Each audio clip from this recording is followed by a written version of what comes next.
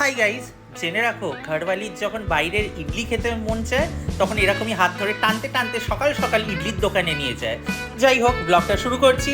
ইডলিটা was very soft, sambar was very tasty, chutney was amazingly fresh. তারপরে চুটকি বাজিয়ে একটা মিনিট মেড পালপি অরেঞ্জ হাতে নিয়ে এলাম। সেম চুটকিটাই বাজিয়ে টাইমলি অফিসে ঢুকে গেলাম। আজকে তো টাইমলি অফিসে ঢোকারই ছিল, কারণ আজকে আছে স্পেশাল লাঞ্চ। তো ডেকোরেশনটা একবার দেখে নাও অফিসে, তারপরে আমি লাঞ্চটা দেখাবো। লাঞ্চে ছিল কুলচে, ছোলে মশালে, চিকেন পকোড়া, বিরিয়ানি। অবশ্য এই কলকাতা বিরিয়ানি খাওয়া জিভে কি এসব ভালো লাগে? অখাদ্য লেগেছে। তারপর ছিল রসগোল্লা, পাঁপড় আর রায়তা।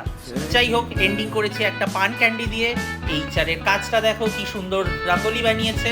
তারপর সন্ধেবেলায় কিছু গুজরাটি ফারসান ছিল, মোটামুটি লেগেছে, ভালো লাগেনি।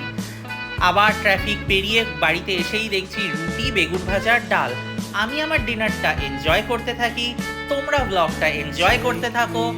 গুড নাইট, লাইক করো, সাবস্ক্রাইব করো আর অনেক সাপোর্ট করো। Bye guys.